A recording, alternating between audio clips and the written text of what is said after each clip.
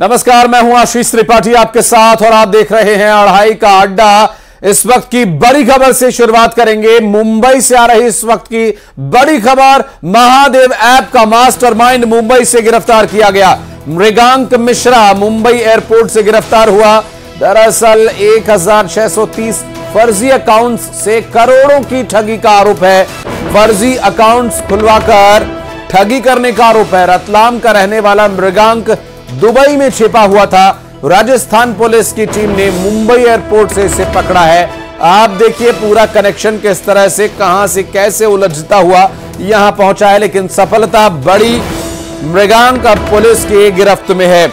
मुंबई से इस वक्त की बड़ी खबर आ रही है। रतलाम के रहने वाले मृगांक, जिसको कि बताया जा रहा है ये दुबई में छिपा हुआ था, राजस्थान की पुलिस ने मुंबई एयरपोर्ट से पकड़ा। अमित हमारे सहयोगी इस वक्त फोनलाइन पर हमारे साथ है। अमित, क्या डिटेल्स मिल पा रही है मृगांक के बारे में?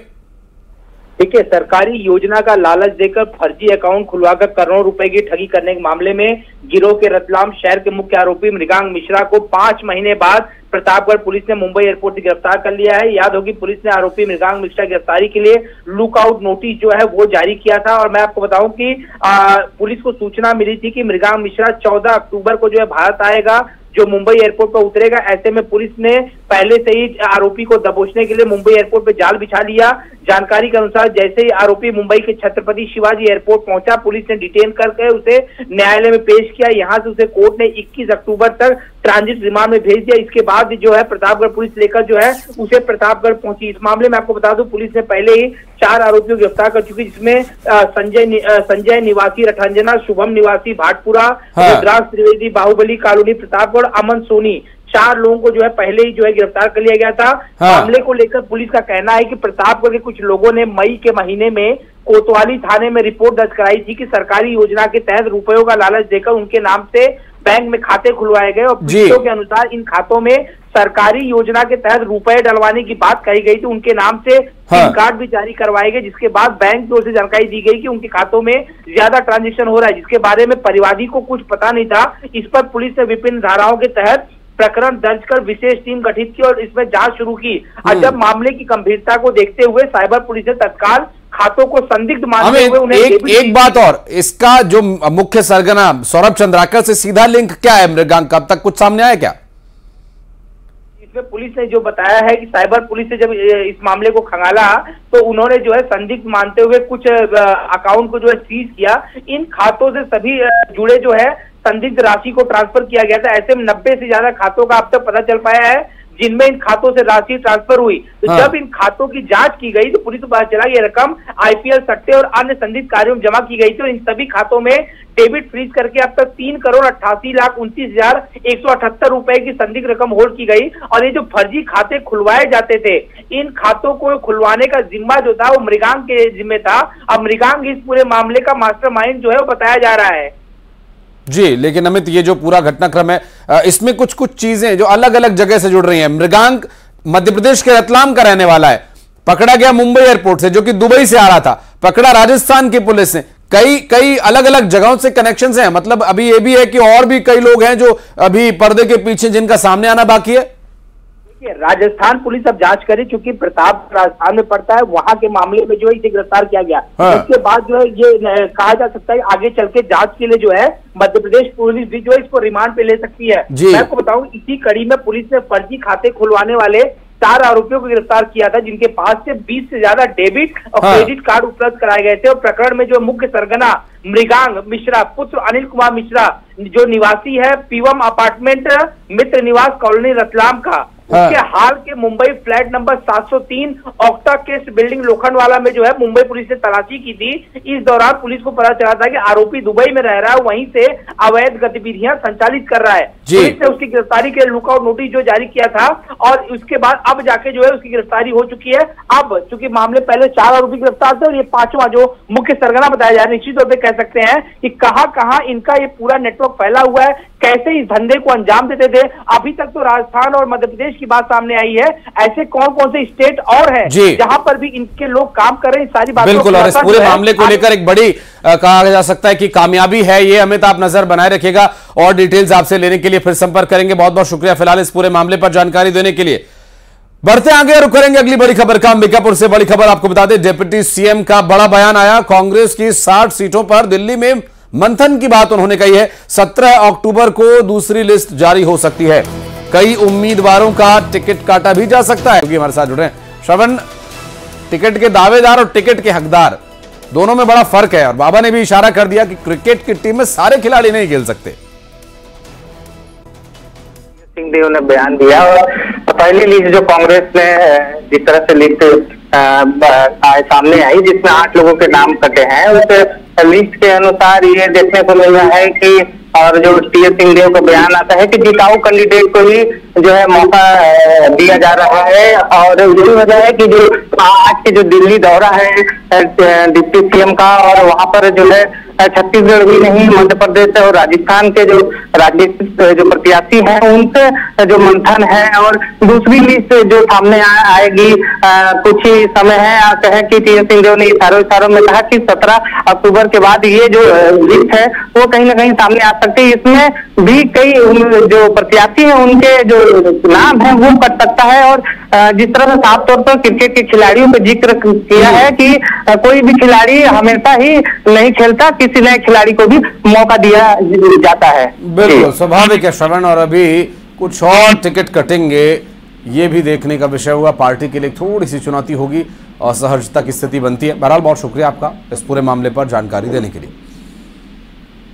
और बढ़ते आगे, भोपाल से एक और बड़ी खबर आपको बता दें। इस्तीफे के वायरल पत्र के मामले में एफआईआर, दिग्विजय सिंह के इस्तीफे का पत्र वायरल हुआ था। दरअसल कांग्रेस के नेताओं ने क्राइम ब्रांच में इसकी शिकायत की थी। बीजेपी नेता हितेश वाजपेयी ने ट्वीट किया था यह पत्र, और इस पूरे मामले को लेकर हितेश वाजपेयी के खिलाफ मामला दर्ज कराया गया है। स्पष्ट उन्होंने कहा था, सोशल मीडिया पर ही जवाब दिया था दिग्विजय सिंह ने। उनका यह कहना था कि इस मामले में कानूनी कार्रवाई करूंगा। इस्तीफे के वायरल पत्र मामले में एफआईआर दर्ज कराई गई है। आपको बता दें, अगर आपको जानकारी ना हो तो दिग्विजय सिंह की लेखनी से मिलती जुलती लेखनी का दावा किया जा रहा है। सोशल मीडिया पर एक पत्र वायरल हो रहा है जिसमें जिक्र था कि उन्होंने इस्तीफा दे दिया है। बहरहाल अब हितेश वाजपेयी ने जो पत्र ट्वीट किया था उस पर अब कार्रवाई हो रही है, एफआईआर दर्ज कराई गई है।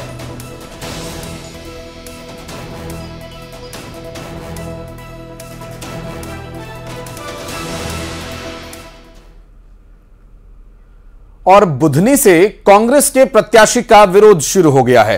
कांग्रेस प्रत्याशी विक्रम मस्ताल का विरोध शुरू हो गया। दरअसल स्थानीय नेता जाते रहे, विरोध होता रहा। कमलनाथ के बंगले पर पहुंचकर नारेबाजी हुई। मुख्यमंत्री शिवराज सिंह चौहान के खिलाफ मस्ताल को उतारा गया कांग्रेस पार्टी की तरफ से, और वहां के जो स्थानीय कार्यकर्ता हैं उनका यह कहना है कि 18 साल से हम लड़ाई लड़ रहे हैं और ये 1 महीना पहले आकर टिकट हासिल कर लेते हैं।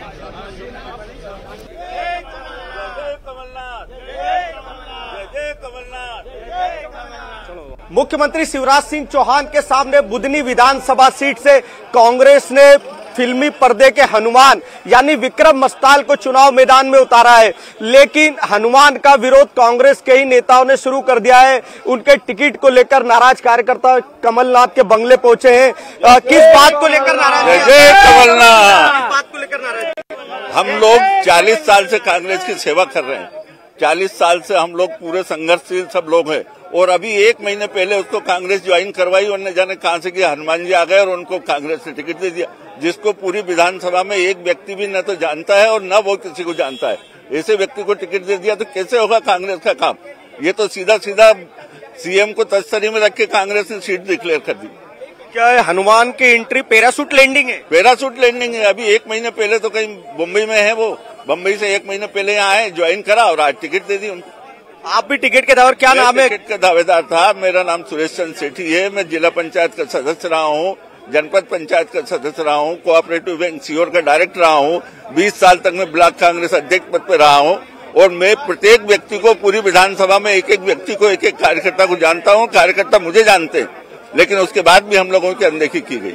आपका क्या कहना? आप भी बुधनी से आए, क्या गलत टिकट दिया है? हमारी मांग जब केंद्रीय पर्यवेक्षक आए थे तब यही मांग थी कि स्थानीय कार्यकर्ता जो 15 साल 18 साल से शिवराज जी के खिलाफ मैदान में उतरे हैं, जो हम उनसे लड़ाई लड़ते हैं, बीजेपी वालों ने हमारे खिलाफ कई मुकदमे लगा दिए हैं, लेकिन मस्ताल साहब बम्बई से आए 2 महीना पहले और उनको टिकट दे दिया। अभी कमलनाथ जी से चर्चा की कि साहब आपसे प्रॉमिस था कि हम स्थानीय लोगों को टिकट देंगे। ये कौन कहाँ से आया? बोले मैं भी नहीं जानता हूँ, सुरजीवाला से मिलो दिल्ली जाके, उन्होंने टिकट दिया है। तो अब हम तो दिल्ली जाके सुरजीवाला जी से पूछेंगे कि साहब आपने कहाँ से सर्वे कराया, किसका कराया?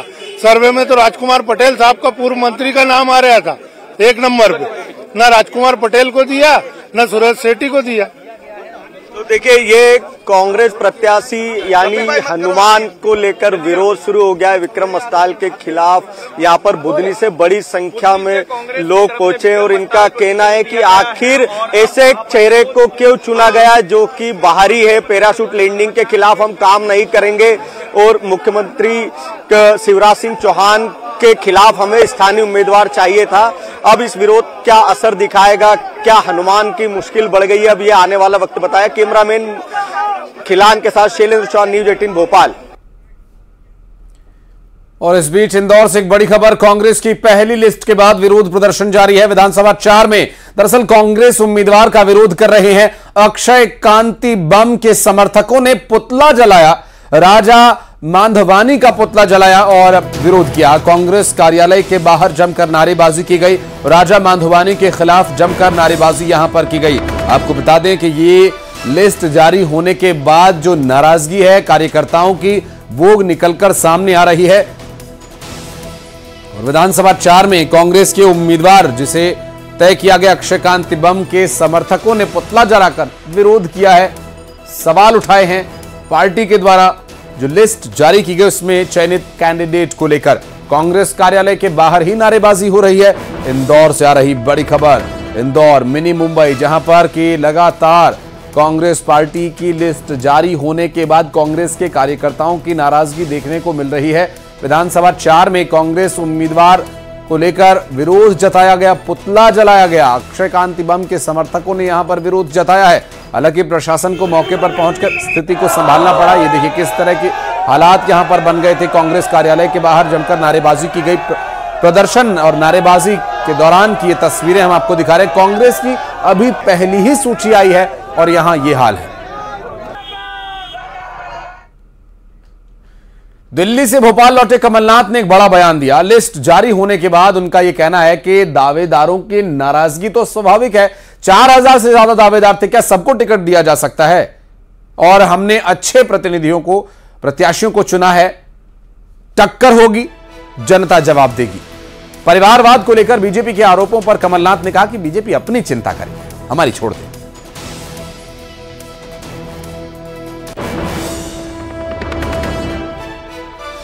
और दावेदारों की नाराजगी पर जब जिस तरह के प्रदर्शन हो रहे हैं इसके बारे में जब उनसे पूछा गया, दिल्ली से लौटे थे भोपाल, उनका स्पष्ट कहना है कि 4000 लोग हैं जो चुनाव लड़ना चाहते हैं, आवेदन किया है टिकट के लिए, तो क्या 4000 लोग चुनाव लड़ पाएंगे? हालांकि इस पूरे मामले को लेकर ये बातें उन लोगों को कैसे समझाई जाएंगी जो उम्मीद कर रहे थे कि पार्टी के लिए इतना काम किया है तो शायद पार्टी उन पर भरोसा जताए।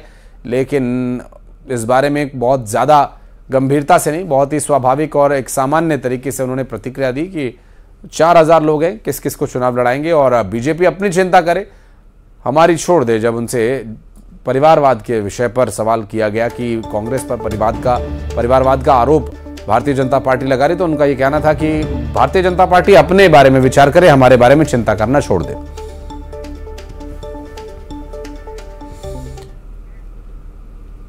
चलिए इस बीच आपको लिए चलते हैं शहडोल, जहां पर मुख्यमंत्री शिवराज सिंह चौहान पहुंचे हैं। क्या कह रहे हैं आइए सुनवाते हैं आपको।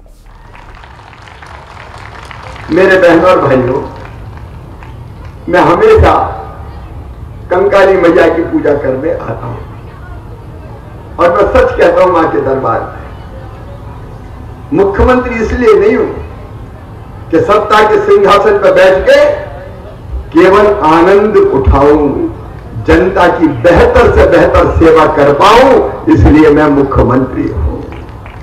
मुझे कंकाली मैया ने यही कहा है कि तेरे लिए तो तेरी जनता ही भगवान है, जनता की सेवा मेरे लिए मां की पूजा है। बहनों और भाइयों, मां की पूजा है। मैं हमेशा कहता हूं मध्य प्रदेश मेरा मंदिर है, उस पर रहने वाली ये जनता ही मेरी भगवान है और ये जनता का पुजारी शिवराज सिंह चौहान है। और इसलिए हमने कई तरह के प्रयत्न किए। एक तरफ समाज की मानसिकता बदलने की कोशिश की। आज मैंने अपनी बहन के पांव धोए, चरण पखारे, पानी माथे से लगाया। यह मैं क्यों करता हूं? इसलिए करता हूं कि पूरे समाज में एक संदेश जाए कि मां, बहन और बेटी, इनके सम्मान के बिना दुनिया नहीं चल सकती।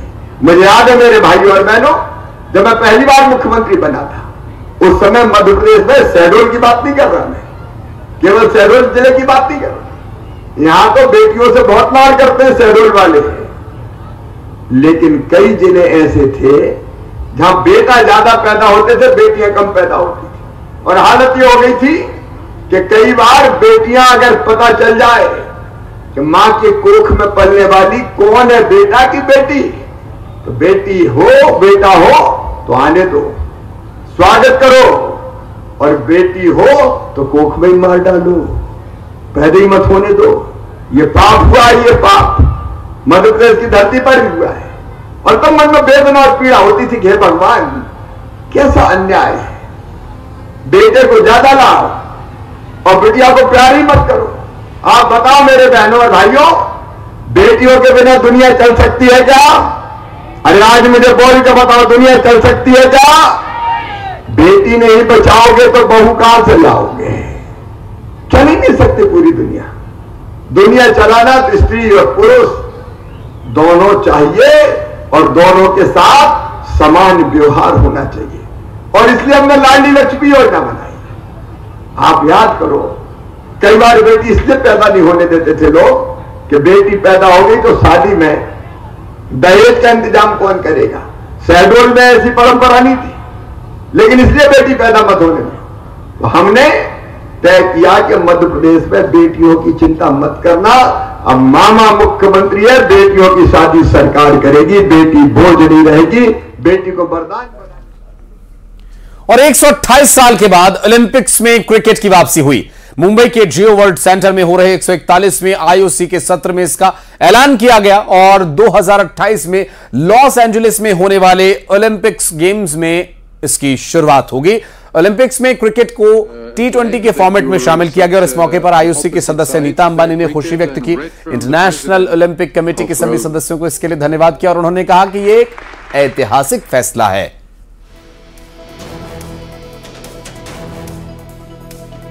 लॉस एंजलिस में 2028 के ओलंपिक्स गेम्स होने हैं और ये क्रिकेट की ओलंपिक्स गेम्स में वापसी एक बड़ा मील का पत्थर साबित होगी।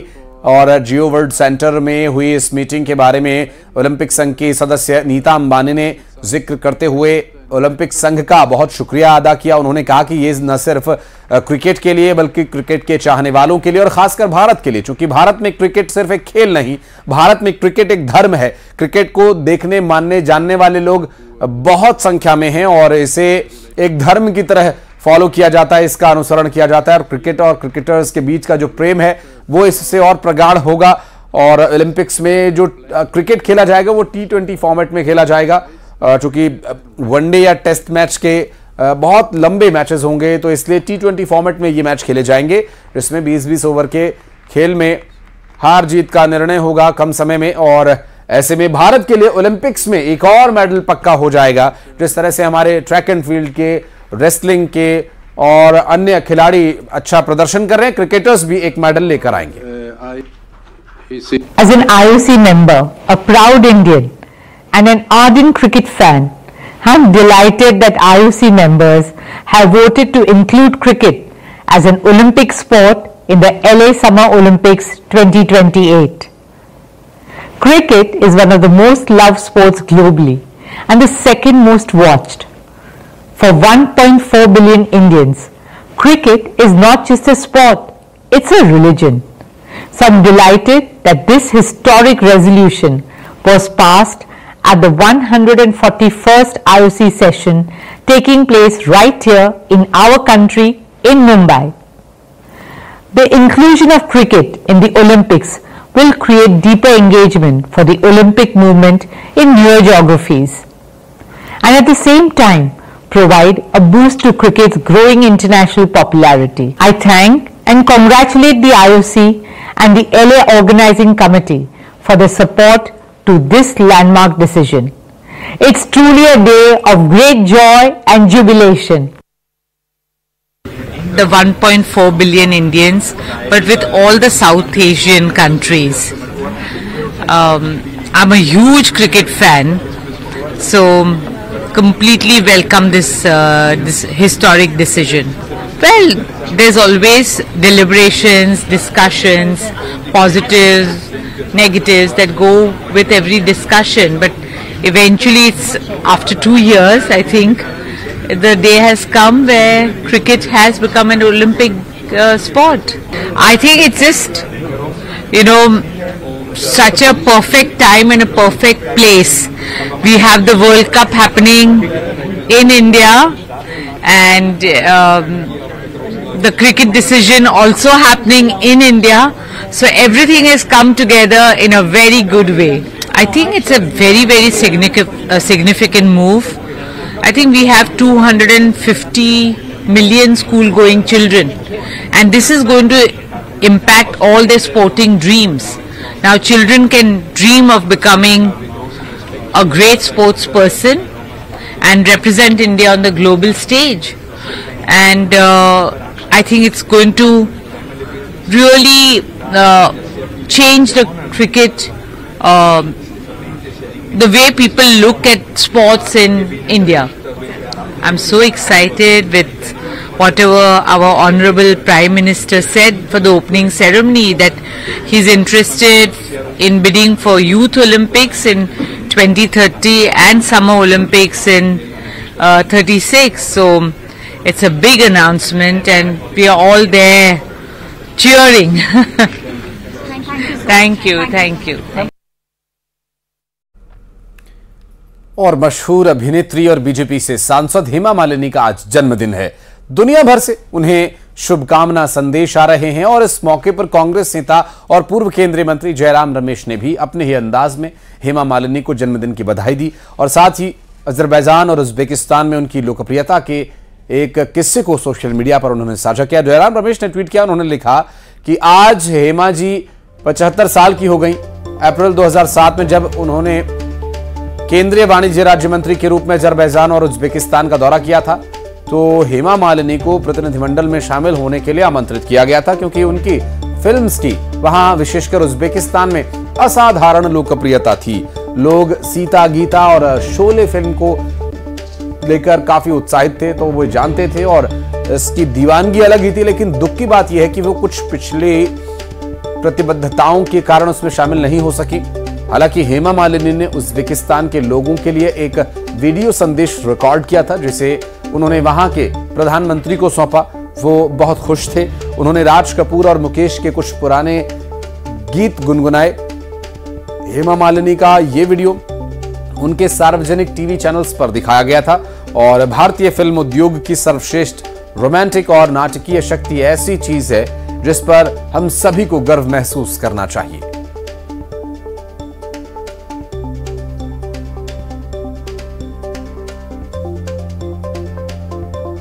सोशल मीडिया पर जयराम रमेश, जो कि कांग्रेस के नेता हैं, पूर्व केंद्रीय मंत्री रहे हैं, और उन्होंने एक पुराने किस्से का जिक्र करते हुए ये बताया कि किस तरह हेमा मालिनी की पूरी दुनिया में ख्याति है और उनके कला का, उनके अभिनय का न सिर्फ हिंदुस्तान में बल्कि विदेशों में भी डंका बजता है। और हेमा मालिनी के इस बड़े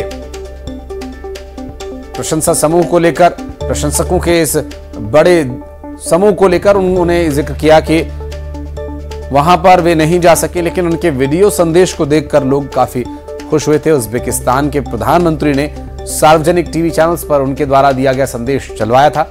और चूंकि आज उनका जन्मदिन है, जन्मदिन की शुभकामनाएं देते हुए जयराम रमेश ने उस वक्त की घटना को याद किया और हेमा मालिनी जो कि सांसद हैं और माननीय सांसद को इससे पहले लंबे वक्त तक वे बतौर अभिनेत्री सिने जगत में अपनी धाक उन्होंने जमाई और कई बेहतरीन फिल्म्स में अभिनय कर हिंदुस्तान ही नहीं बल्कि पूरी दुनिया में लोगों के दिलों पर राज किया।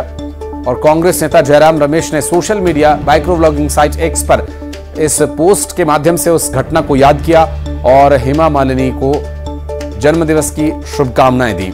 और उन्होंने उज्बेकिस्तान की घटना का भी जिक्र किया, जिसमें उन्होंने बताया कि लोग किस तरह से उनकी फिल्म्स मसलन सीता गीता, शोले जैसी फिल्म्स को याद करते हैं और बेहद उत्साहित रहते हैं। इस तरह से उन्होंने हेमा मालिनी जी को उज्बेकिस्तान के लोगों से मिलने के लिए अपने साथ उस दल में, उस प्रतिनिधिमंडल में शामिल करने का प्रयास किया। हालांकि किन्हीं कारणों से वे नहीं जा सके उस वक्त, लेकिन उन्होंने एक वीडियो संदेश जरूर रिकॉर्ड करके भेजा था वहां के लोगों के लिए।